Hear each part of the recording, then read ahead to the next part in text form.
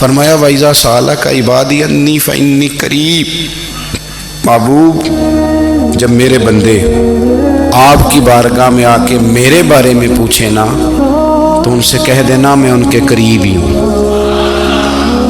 قریب ہی ہوں۔ دلیل کیا ہے؟ یہ جب بھی مجھ سے دعا مانگیں گے میں ان کی دعاؤں کو قبول فرماؤں گا، میں ان کے قریب ہوں، میں ان کے قریب ہوں۔ یہ جب بھی دعا مانگیں گے نا میں قبول کروں گا، میں ان کے قریب ہوں۔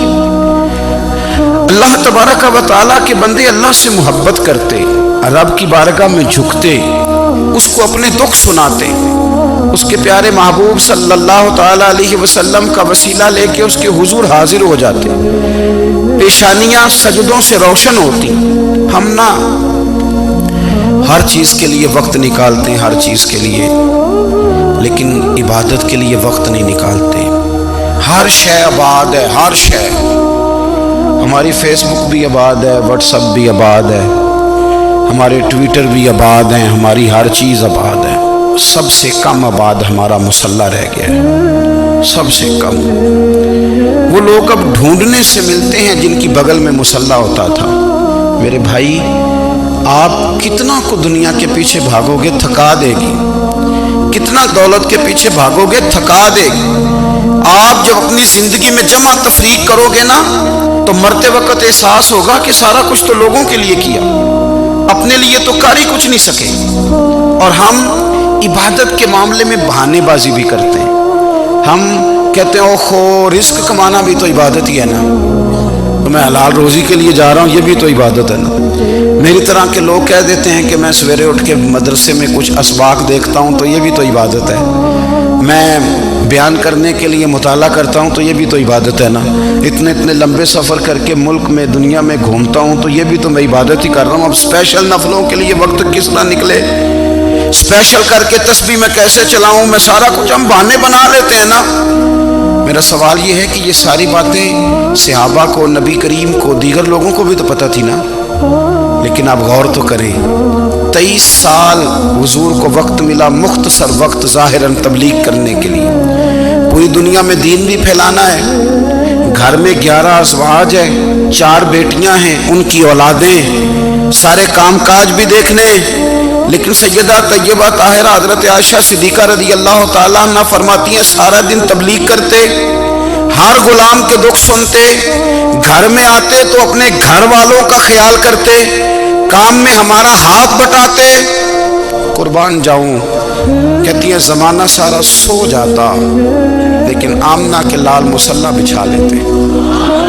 دنیا سو گئی، ساری سب سو گئے، جو خدام تھے، وہ جو غلام تھے وہ سو گئے۔ صحیح مسلم میں لفظ ملیں گے، سیدہ پاک فرماتی ہیں او میرے نبی کے غلاموں، میں نے یہ رنگ بھی دیکھا ہے کہ حضور نے اتنا کھڑے رہے، اتنا قیام کیا، اتنا قیام کیا کہ مقدس پیروں میں ورم آ گئے، سوج گئے پیر، اتنے بڑے۔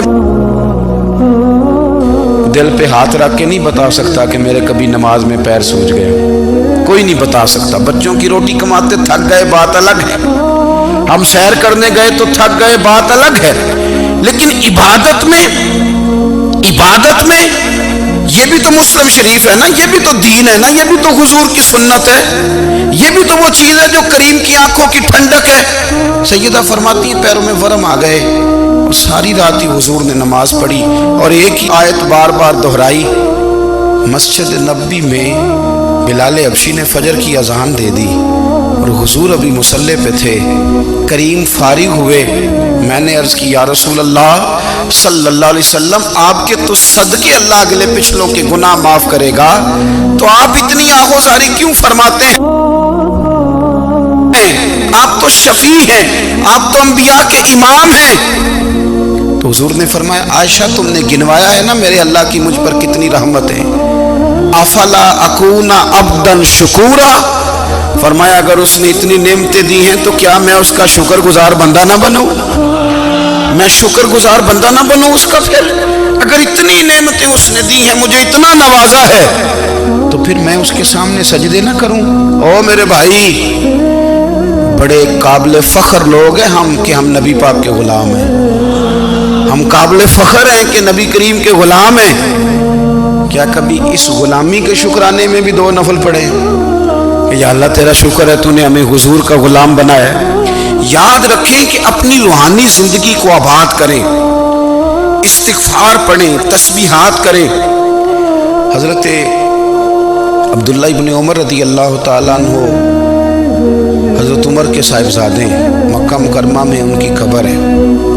میں نے جب انہیں پڑھا تو مجھے ان سے بڑا پیار ہو گیا،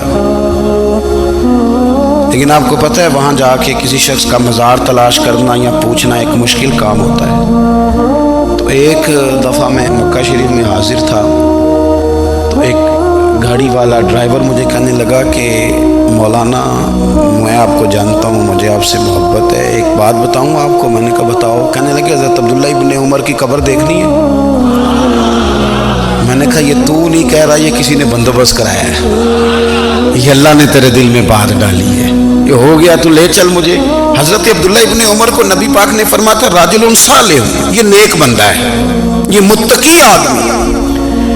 حضرت عبداللہ ابن عمر رضی اللہ تعالیٰ عنہ سیدنا فاروق اعظم رضی اللہ تعالیٰ عنہ کے صاحبزادے ہیں، اور ان کی ہمشیرہ سیدہ حفصہ رضی اللہ تعالیٰ عنہ حضور کی زوجہ محترمہ۔ ایک دن اپنی ہمشیرہ سے کہنے لگے کہ نبی کریم صلی اللہ تعالیٰ علیہ وسلم گھر میں آئے نا، اور اگر حضور غم امت میں پریشان نہ ہوں، طبیعت کو حشاش بشاش دیکھو، تو ذرا پوچھنا تو صحیح حضور کا میرے بارے میں کیا خیال ہے، پوچھنا تو صحیح کہ کریم کی بارگاہ میں میرا کیا مقام ہے، میرے بارے میں حضور کیا فرماتے ہیں۔ اب بہن کو کام بتائے، اور بتائے بھی بھائی، اور پھر بہن وہ کام نہ کرے، یہ تاریخ میں ہوتا نہیں۔ حضرت عمر فاروق رضی اللہ تعالیٰ عنہ کی صاحبزادی ام المومنین رضی اللہ تعالیٰ عنہ فرماتی ہیں کہ میں تو بس منتظر تھی، انہوں نے تو کہا تھا نا کہ اگر تم حشاش بشاش دیکھو تو بات کرنا، لیکن حضور تشریف لائے، میری باری تھی، میرے گھر تشریف لائے، کھانا پیش کیا تو فوراً میں نے عرض کی حضور ایک بات پوچھنی تھی۔ تو حضور نے فرمایا پوچھئے۔ میں نے عرض کی حضور میرے بھائی عبداللہ ابن عمر کے بارے میں آپ کا کیا خیال ہے؟ نوجوانوں میری بات پہ غور کرنا، میرے بھائی کے بارے میں آپ کا کیا خیال ہے؟ تو نبی کریم صلی اللہ تعالیٰ علیہ وآلہ وسلم نے میری طرف دیکھا، اور پھر حضور زیر لب تھوڑا مسکرائے، اور بریلی کے امام کہتے ہیں کہ حضور مسکرا دیتے تھے نا تو جو بڑا دکھی ہوتا تھا وہ بھی ہنس پڑتا تھا۔ اب سوال پیدا ہوتا تھا کہ پھر تو اس مسکراہٹ کے لیے انتظار کرنا پڑتا ہوگا کئی مہینے کہ حضور مسکرائیں تو رونے والے ہنسیں، تو اعلیٰ حضرت فرماتے نہیں، انتظار نہیں کرنا پڑتا، یہ مسکراتے رہنا تو حضور کی عادت ہے۔ جس کی تسکین سے روتے ہوئے ہنس پڑے، اس تبسم کی عادت پہ لاکھوں سلام۔ یعنی یہ تو عادت ہے حضور کی مسکراتے رہنا، اس کے لیے انتظار نہیں کرنا پڑتا۔ بھائیو آپ خیال رکھیں گے، غور کریں گے، حضرت عبداللہ ابن عمر رضی اللہ تعالیٰ عنہ کے بارے میں پوچھا تو سیدہ فرماتی ہیں کہ نبی کریم صلی اللہ تعالیٰ علیہ وسلم نے زیر لب مسکرائے اور فرمایا حفصہ تیرا بھائی ہے تو اچھا، لیکن میں نے سنا ہے کہ عشاء کی نماز پڑھتا ہے تو فجر تک سویا ہی رہتا ہے۔ او نوجوانوں، 10 بجے تک سونے کی بات نہیں ہوئی، 9 بجے تک سونے کی بات نہیں ہوئی، 11 بجے اٹھنے کی بات نہیں۔ حضور فرمانے لگے میں نے سنا ہے کہ عشاء کی نماز پڑھ کے سو جاتا ہے اور فجر تک سویا ہی رہتا ہے، اسے چاہیے کہ تہجد کے وقت اٹھا کرے، اللہ کی بارگاہ میں حاضر ہوا کرے، آہوزاری کرے، سجدے کرے، عبادت کرے، اٹھتا ہے اور فجر میں جا کے اٹھتا ہے۔ حضرت جناب حفصہ رضی اللہ تعالیٰ عنہ کہتی ہے میں نے جناب عبداللہ ابن عمر کو پیغام دیا اور میں نے کہا میرے جوان بھائی سن، نبی پاک نے فرمایا ہے تو اچھا پر تہجد میں نہیں اٹھتا، نفل نہیں پڑھتا۔ او میری ملت کے جوانوں، مزہ نہیں آ جاتا جب ساری دنیا سوئی ہو، ساری دنیا، اور بستر بھی گرم ہو اور نیند بھی پورا غلبہ کر رہی ہو، اور اچانک گھنٹی بجے دماغ میں، آنکھ کھلے، گھڑی پہ نظر پڑے، 3:30 4 بجے کا پیغام گھڑی بتائے، اور کوئی چڑھتی جوانی والا اٹھے اٹھ کے وضو کرے اور جب وہ مصلی کھول کے بچھائے تو مدینے والے محبوب کہتے ہیں کہ ہر نماز پہ رب ثواب دیتا ہے، اور جو اٹھ کے تہجد کی نماز پڑھے اسے دیکھ کے تو رب مسکراتا ہے، جو اس کی شان کے لائق ہے، جو اس کی شان کے لائق، وہ مسکراتا ہے، خوش ہوتا ہے کہ میرا بندہ تہجد میں اٹھ گیا، وہ مسکراتا ہے۔ کاش ہماری صبحیں کبھی اپنے مالک کے نام ہو جائیں، کاش کہ صبح حضرت ابو الحسن رحمۃ اللہ تعالیٰ علیہ حضرت معاذ ابن جبل رضی اللہ تعالیٰ عنہ کے پاس بیٹھا کرتے تھے، فرماتے ہیں ان سے جو پیار بڑھا تو پھر میرا مصلی سے بھی بڑھ گیا۔ تابعی ہیں، فرماتے ہیں صحابی رسول سے محبت ہوئی تو ذکر سے بھی ہو گئی، پھر درود شریف سے بھی ہو گئی، محبت ان سے بڑھی تو پھر اللہ نے مسجد کا پیار بھی بڑھا دیا۔ آپ فرماتے ہیں کہ میری ہر وقت بھی یہ چاہتی تھی کہ بس اللہ اللہ کروں، بس اللہ اللہ کروں، بس نہ میں ذرا تھوڑی جان چھڑاؤں لوگوں سے، کو 10 منٹ ملے تو میں کچھ 4 نفل پڑھ لوں، میں تھوڑا سا نہ بچوں لوگوں سے، اور مجھے تسبیح ملے تو میں نہ کچھ 400-500 دفعہ استغفار پڑھوں، سبحان اللہ، الحمدللہ، اللہ اکبر، لا حول ولا قوت الا باللہ، میں نہ تسبیحات پڑھوں۔ فرماتے ہیں کہ بچے تھے گھر میں 6-7، غربت تھی، کام ملتا کوئی نہیں تھا، میں کام چور نہیں تھا، کام ڈھونڈتا تھا، پر اللہ کی قدرت کے کام نہیں ملتا تھا۔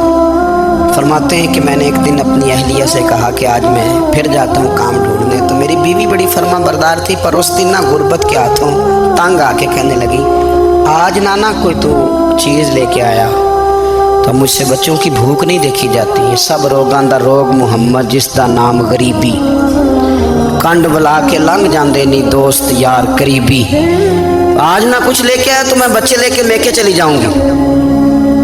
شیخ فرماتے ہیں کہ میں بڑا پریشان گھر سے نکلا، پر میں نے صبح سے لے کے زور تک کام ڈھونڈا، کام ملا کوئی نہیں، تو میرے دل میں خیال آیا چلو کام نہیں ملتا تو اللہ اللہ تو کرے نا، چلو بندوں کی مزدوری نہیں ملتی تو رب کریم کی عبادت ہی کرتے ہیں۔ فرماتے ہیں کہ میں نے نا فرات کے پانی سے وضو کیا، نہر کے، شدید دھوپ تھی، ساتھ ریت تھی اور ریت تپ رہی تھی، میں نے اپنا رومال وہیں مصلی کے طور پر بچھا لیا، اور فرماتے ہیں کہ زور سے لے کر عصر تک نماز پڑھی، دھوپ بھی پورے زور پہ، پر میرے سجدے کا ذوق بھی پورے زور پہ۔ فرماتے ہیں سورج بھی چمک رہا ہے اور رب کی عبادت کا ذوق بھی پورے زور پہ، میں سجدہ کروں تو پھر میرا اٹھانے کو جی نہ چاہے۔ میرے استاد لکھا کرتے تھے، یہ ان کا شعر ہے، وہ کہا کرتے تھے مجھے سوز دے، مجھے ساز دے، اور مجھے نیم شب کا نیاز دے، دم سجدہ خود کو میں توڑ دوں، مجھے ایسا ذوق نماز دے، اور میں تیری بہار کا پھول ہوں، میں کھلا بھی ہوں تو تیرے لیے، مجھے میری شاخ سے توڑ لے، مجھے اپنی زلف کا ناز دے۔ بھائی فرماتے ہیں کہ عصر تک میں نے نفل پڑھے، دل ڈھلنے لگا، عصر کی نماز پڑھی اور میں وہاں سے چلا۔ اب میں جب نکلنے لگا تو دل میں خیال آیا کہ چھوٹی چھوٹی دیواریں ہیں گھر کی، بغیر کچھ لیے جاؤں گا تو بیوی دور سے دیکھے گی تو شور کرے گی کہ پھر خالی ہاتھ آ گیا ہے۔ کہتے میں نے اپنے اسی رومال میں جس پہ میں نے نماز پڑھی تھی نا، رومال میں کیا کھیتے پنجابی جسافہ کہتے ہیں، اسی میں نا میں نے کچھ ریت بھر لی کہ وہ دور سے دیکھے گی تو سمجھے گی کچھ لے کے آیا ہے، چلو جا کے اسے بتا دوں گا کہ آج پھر مزدوری نہیں ملی۔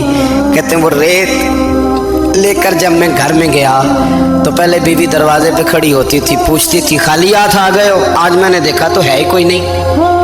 فرماتے ہیں میں اندر داخل ہوا، سلام لیے، کونے میں میں نے وہ رومال رکھ دیا اور میں نے آواز دی کہ بھلی مانس کہاں ہو؟ تو وہ کہنے لگی آپ منہ ہاتھ دھو لیں، میں روٹی لے کے آئی۔ میں نے کہا روٹی کہاں سے آ گئی؟ یہاں تو کئی دنوں کے فاقے، تو کئی دنوں کی غربت ہے، یہاں تو اس گھر میں تو فقیری ہے۔ فرماتے ہیں کہ وہ روٹی لے کے آئی اور اس وقت کی جو موجودہ نعمتیں تھیں، سمجھ لیں سلاد، اچار، ہر چیز ساتھ لائی۔ میں نے کہا کہ بچے کہاں گئے؟ کہنے لگی وہ کھانا کھا کے کھیلنے گئے، آپ کھانا کھا لیں آ جاتے۔ کھانا اس نے چن دیا۔ میں نے حیرت انگیز لہجے میں सारी नेमतें अपने दस्तरखान पे देख करके बीवी से पूछा, ये कहाँ से आया खाना, बच्चों को तूने कहाँ से खाना खिलाया, ये सारा कुछ कैसा है? कहने लगी, पता नहीं आज आप किस करीम की मजदूरी करने चले गए थे, पता नहीं किस करीम की, मेरे घर में तो इतनी नेमतें आई हैं कि मुझसे संभाली नहीं जा रही, इतना अनाज है, इतना गंदुम है, किस करीम के दरवाजे आज चले गए थे? ये कहते कहते वो उठी और उठ करके कहने लगी, पहले ही बड़ा कुछ आया था, अब क्या ले आए हो? और जा करके ना उसने वो रेत वाला रुमाल खोला, कहने लगे, मैं तो लेके आया था रेत, तो मेरे रब ने उसे भी सोने और हीरे बना दिया था। जब आपकी तवज्जो अल्लाह की जानी, मेरे नबी पाक सल्लल्लाहु ताला अलैहि वसल्लम ने फरमाया, हर चीज अपने रब से मांग, हर चीज मांग, हर चीज मांग। या रसूलल्लाह क्या कुछ? मेरे महबूब ने फरमाया, तेरे घर में नमक भी खत्म हो जाए तो वो भी अपने रब से मांगा कर, तो मांगना, वो तुझे देगा, तो उसकी बारगाह में कशकोले तलब दराज तो करना। और तिरमिजी शरीफ में अजीब लफ्ज है, रसूल कायनात ने फरमाया, रब करीम फरमाता है, जब मेरा बंदा हाथ उठाता है ना तो मुझे हया आती है कि मैं खाली कैसे लौटा दूं इसके। इतने बड़े बादशाह की बारगाह में दुआ की बड़ी ताकत है। मेरे नबी पाक ने फरमाया, दुआ मोमिन का हथियार है, दुआ मोमिन का, दुआ मोमिन का। हुजूर ने फरमाया, तकदीर को सिवाय दुआ के कोई चीज नहीं बदल सकती। दुआ मोमिन का हथियार है, ये काफिर के पास कोई नहीं, ये हथियार है मोमिन का। अल्लाह करे आपको समझ आए, फिर सुने, कई बार कह चुका हूं, ये हथियार है। काफिर के मुकाबले में जो तेरे पास सबसे बड़ा हथियार है वो दुआ है। दुआएं करानी छोड़ दी, करनी छोड़ दी, लेनी छोड़ दी। हजरत सैयदना अनस बिन मालिक रदी अल्लाह ताला अन्हु फरमाया करते थे, मैंने वो रंग देखा है जब हुजूर दुआ मांगते थे और हुजूर की मुकद्दस आंखों में आंसू भी साथ ही बहा करते थे। मैंने वो अंदाज देखा है। भाई अपना मुसल्ले का, इबादत का, वज़ाइफ का, अल्लाह अल्लाह का सिलसिला उसको मजबूत करें, अपनी दुआओं के ताल्लुक़ को मजबूत करें। दुआएं बड़े इनकलाब बर्पा कर देती हैं। हम थोड़े थोड़े ना जब से खुश्क हुए हैं ना, खुश्क, और मेरी तो जमात ही सूफिया की जमात थी। हम तो दाता अली अजमेरी की जमात से, हम तो ख्वाजा अजमेरी की जमात से, हम तो शेख अहमद फारूक सरहंदी की जमात से, हम तो सूफिया की जमात। हमारी जमात ने भी वो ताल्लुक़ जो हमारे बुज़ुर्गों ने बनाया था। बुज़ुर्ग अल्लाह के करीब कैसे जाता है? तो हमारे यहाँ ना बहुत सारे लोग कहते हैं जी नज़र हो गई तो काम हो गया। भाई जो बुखारी मुस्लिम में तरीका है ना अल्लाह का कुर्ब पाने का, वो तो नफल है। नबी करीम अलैहिस्सलाम ने फरमाया, बंदा नफलों के ज़रिए रब के करीब जाता है और इतना करीब जाता है कि फिर अल्लाह उसकी ज़ुबान बन जाता है, अल्लाह उसकी आंखें बन जाता है, कान बन जाता है, हाथ और पैर बन जाता है। तो ये तो इबादत है, ये तो अल्लाह की बारगाह की हाज़िरी है जो आपको अल्लाह के करीब करेगी।